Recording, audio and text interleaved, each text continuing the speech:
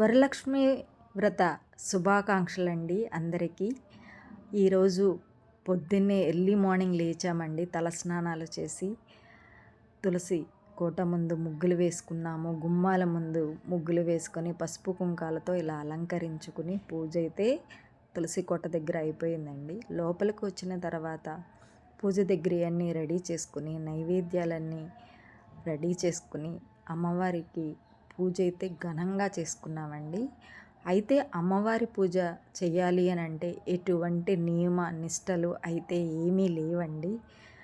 ఆ తల్లి మీద భక్తి శ్రద్ధ ఉంటే చాలండి. నెక్స్ట్ ఎన్నో రకాల నైవేద్యాలు చేయటము, ఎన్నో రకాల పళ్ళు పట్టడం అలాంటివి కూడా ఏమీ లేవండి. ఎటువంటి శాస్త్రాల్లో ఇలా రాసి లేదండి.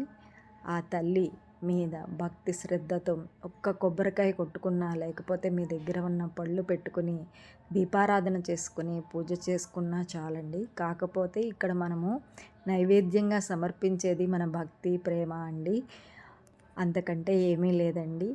ఎన్నో హంగులు ఆర్భాటాలతో అమ్మవారిని పూజించాలని చాలామంది చెప్తున్నారండి. అలాంటివైతే ఏమీ లేవండి. తర్వాత భర్త దగ్గర ఆశీర్వాదం తీసుకోవాలి. దీర్ఘ సుమంగళి భవ అష్ట ఐశ్వర్య ఆయుర్